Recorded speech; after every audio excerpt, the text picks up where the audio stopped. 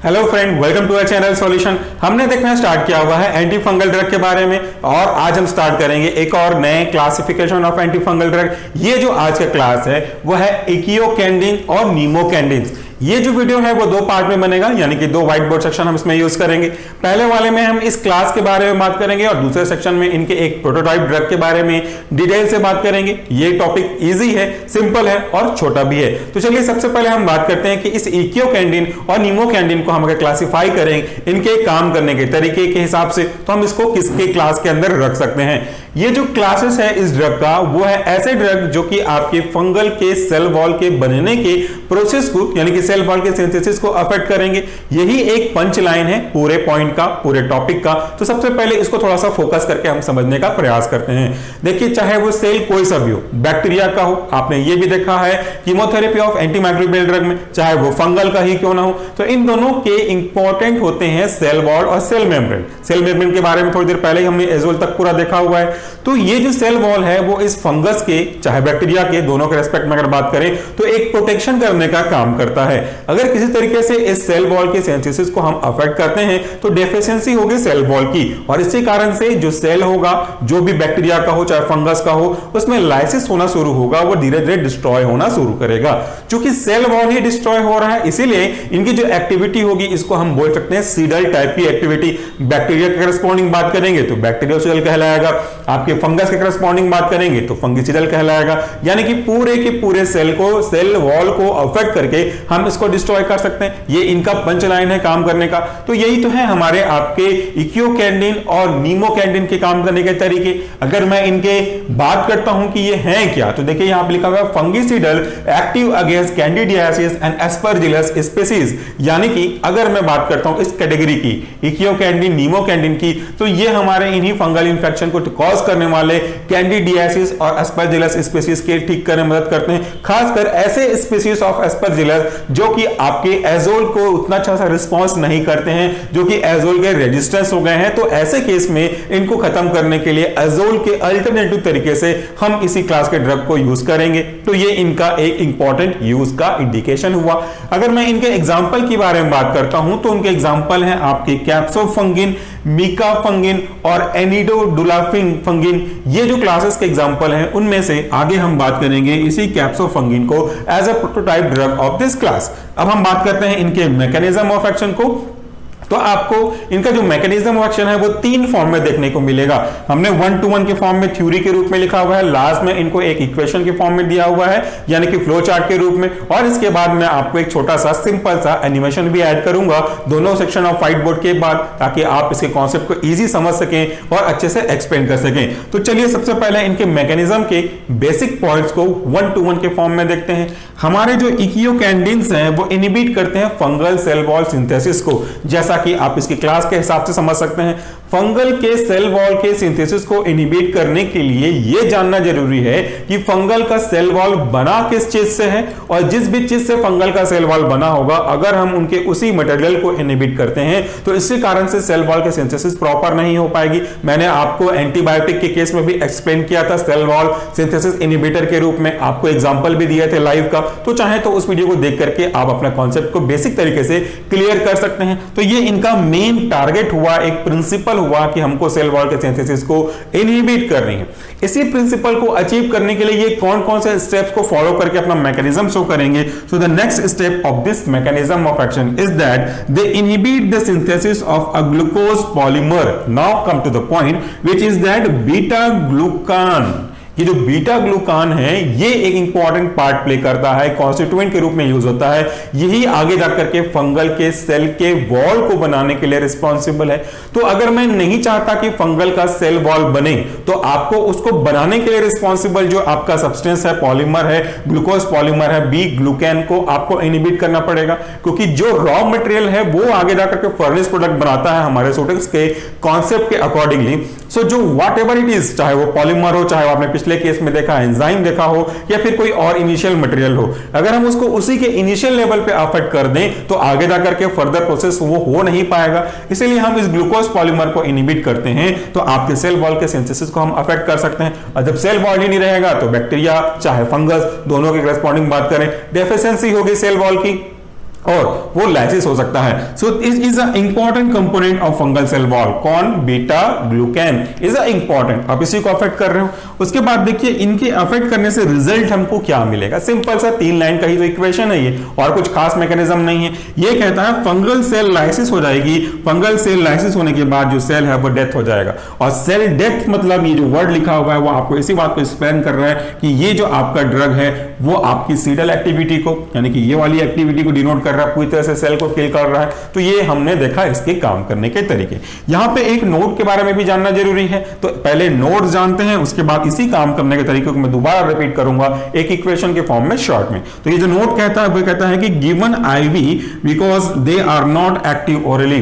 तो ये जो क्लासेस हैं इकियोकैंडिन और नीमोकैंडिन को हम ओरली नहीं दे सकते, इसलिए इंट्रावीनस रूट से देते हैं। रिवाइज करेंगे इनके मैकेनिज्म को सिंपली एकदम फास्ट तरीके से।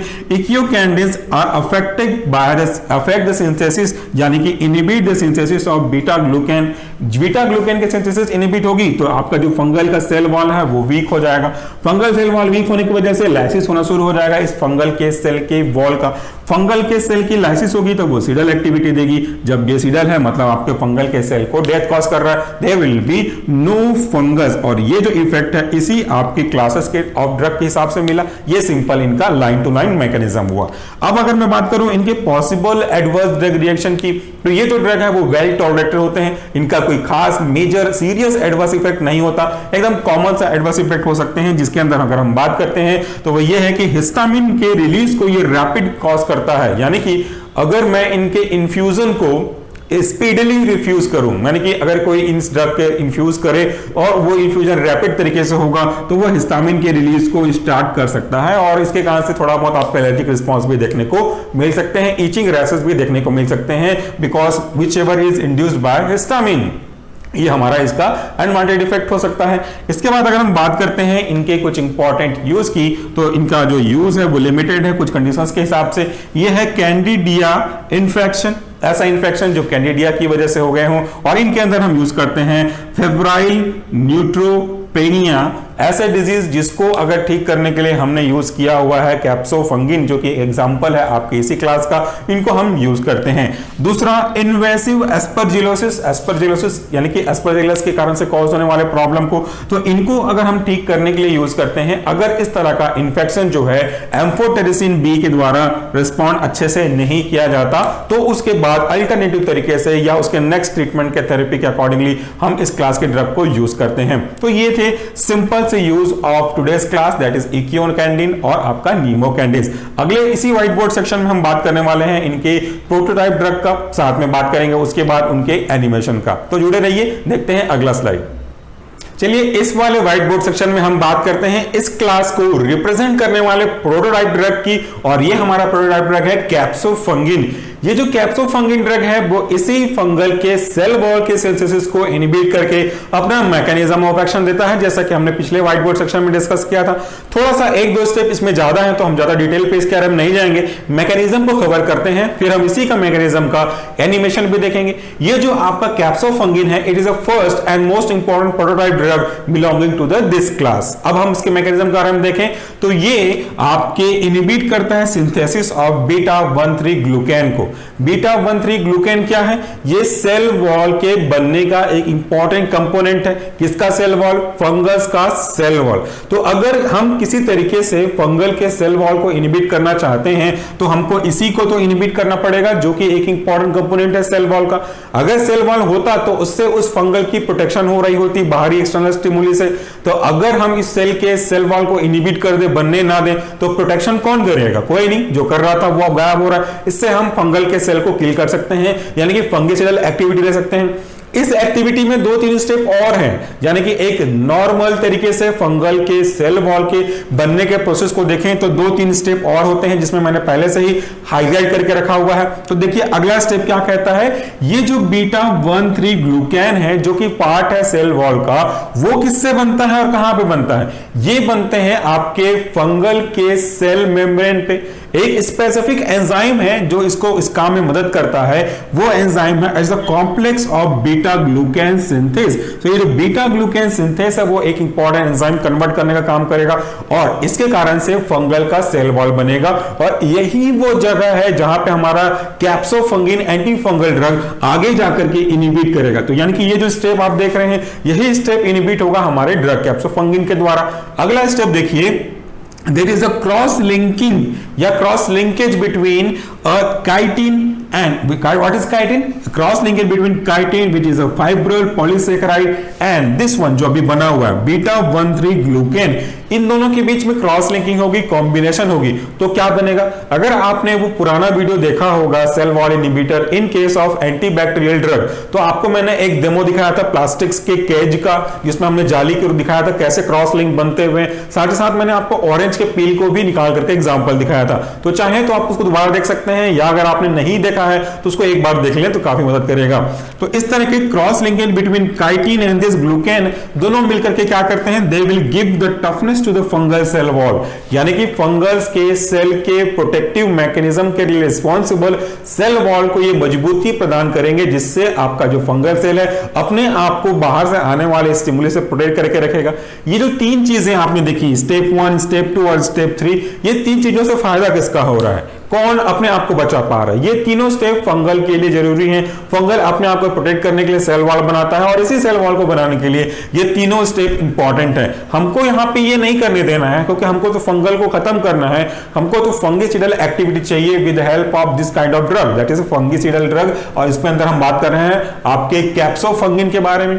तो ये ड्रग आगे क्या करेंगे, ये जो ड्रग है वो इसी सेल वॉल को वीक कर देंगे और इन्हीं प्रोसेस को वीक करने के कारण से आप देखिए यहां पे लिखा हुआ है वीकनिंग ऑफ सेल वॉल, यानी कि सेल वॉल को वीक कर देना किसके द्वारा, कैप्सोफंगिन के द्वारा। उससे साथ क्या होगा, there will be osmotic susceptibility of fungal cell which then cause cell lysis and finally that will be the causes of cell wall deficiency and that will lead to the cell death of fungals. यानी कि अगर हम cell wall को week करते हैं कैप्सोफंगिन को use करते हुए तो वो आपका जो फंगल सेल है वो ऑस्मोटिकली ससेप्टेबल हो जाएगा, ऑस्मोटिकली एक्टिव होने के कारण से बाहर से आनी चीजें उसके अंदर एंटर कर सकती हैं और फाइनली वो उसको सेल वॉल के एब्सेंस में लाइसिस कर सकते हैं, सेल डेथ होगी और हमको इसी कारण से तो फंगिसाइडल एक्टिविटी मिलेगा। तो ये कुछ इंपॉर्टेंट बातें हुई, ये पूरी जानकारी मैं आपको एनिमेशन के साथ से और अच्छे समझाऊंगा। तो यहां पे देखिए कुछ अदर पॉइंट्स जो है इनके यूज के बारे में हम देख सकते हैं, वो ये है is a preferred drug for deep candidiasis. अगर कोई डीप कैंडिडियासिस हो गया है ज्यादा मात्रा में तो इसके लिए हम इसको यूज कर सकते हैं। दूसरा, it is also indicated for oesophageal candidiasis, oesophageal candidiasis के केस में भी यूज किया जा सकता है।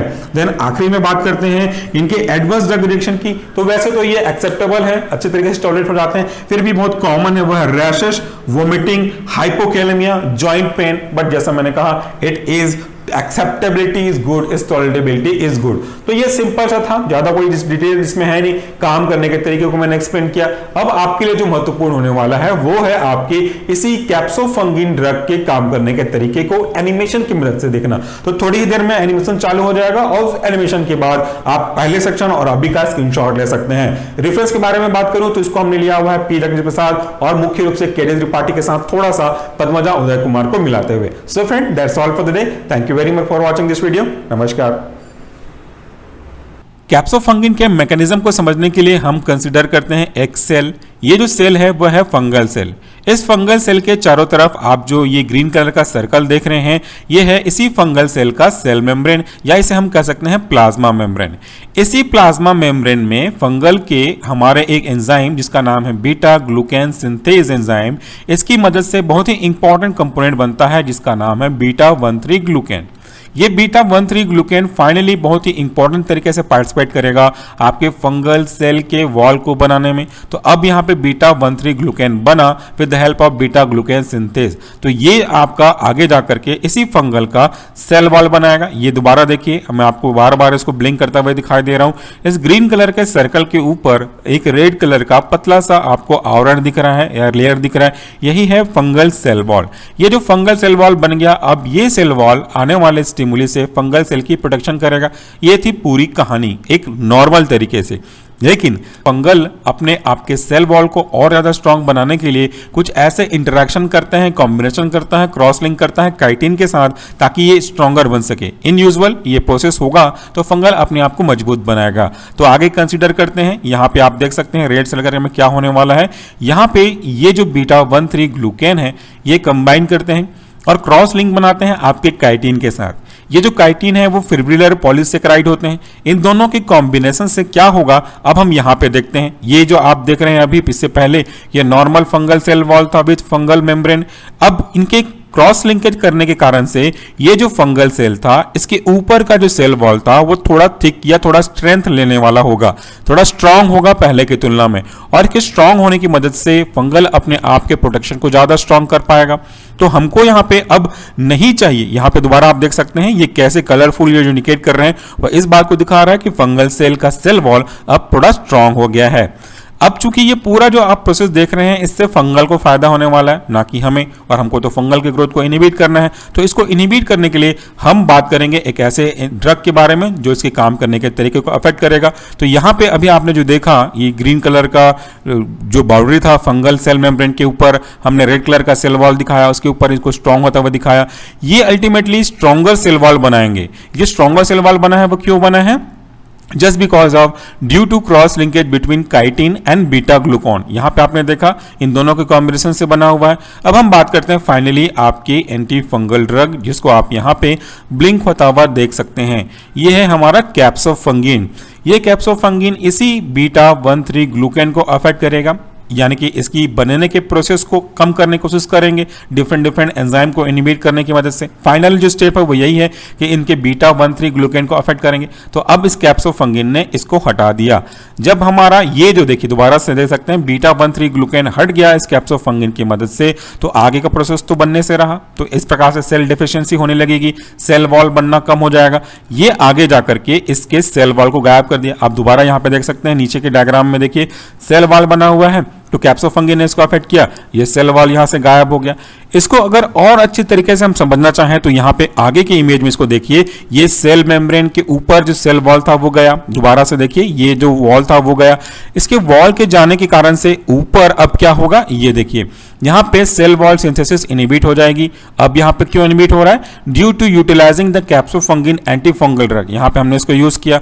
अब क्या होगा, अब इस सेल के चारों तरफ जो भी कंटेंट होंगे ऑस्मोटिक अफेक्ट होना शुरू होगा। ये जो सेल है अब सेल वॉल के ना रहने के कारण से ऑस्मोटिकली ससेप्टेबल हो जाएगा, जैसा आपने व्हाइट बोर्ड सेक्शन में हमने डिस्कस किया वो आपने देखा होगा।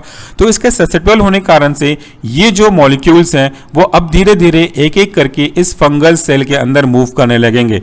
ये सब कुछ हो रहा है ऑस्मोटिक ससेप्टेबिलिटी होने के कारण से, कुछ रह जाएंगे बाहर और कुछ अंदर चले जाएंगे। जब इस तरीके से ऑस्मोटिकली ससेप्टेबल होने के कारण से अंदर जाएंगे तो अगला जो स्टेप होगा आप यहां पे देखें कि ये एक नॉर्मल था, अब इसके अंदर पूरे जो कंटेंट है वो सेल के अंदर जा चुके हैं। इसी कारण से सेल आपको अब लाइसिस होना शुरू करेगा और इस तरीके से सेल लाइसिस हो जाएंगे और जो फंगल सेल था वो डिस्ट्रॉय हो जाएगा। और कैप्सोफंगिन की वजह से यूज करने की वजह से यहाँ पे आप देख सकते हैं फंगल सेल डिस्ट्रॉय हो गया। तो कैप्सोफंगिन ने फंगिसाइडल एक्टिविटी दी और हमारे फंगल के इन्फेक्शन को दूर किया। तो यहाँ पे पूरा स्टेप कुल मिलाकर के एक दो चीजों के आसपास ही घूमता है कि कैप्सोफंगिन के जो काम करने का मेन प्रिंसिपल है वो इसी पे, यानी कि फंगल सेल के सेल मेम्ब्रेन के ऊपर का जो लेयर है सेल वॉल है इसको अपने को अफेक्ट करना है। और इसको अफेक्ट करने के लिए कुछ ऐसे सब्सटेंस जो कि इंपॉर्टेंट है, जैसे बीटा-1,3 ग्लूकेन था, इसको हमको अफेक्ट करना था, वो यहाँ से गया तो पूरी तरह से जो फंगल सेल था वो डिस्ट्रॉय हो गया। तो ये था आपके कैप्सोफंगिन के काम करने के तरीके। उम्मीद करता हूं कि आपको स्टेप बाय स्टेप एनिमेशन की मदद से समझ में आया होगा कि हम कैसे कैप्सोफंगिन के काम करने के तरीके को एक्सप्लेन कर सकते हैं। So friend, that's all for the day. Thank you very much for watching and listening this video. नमस्कार।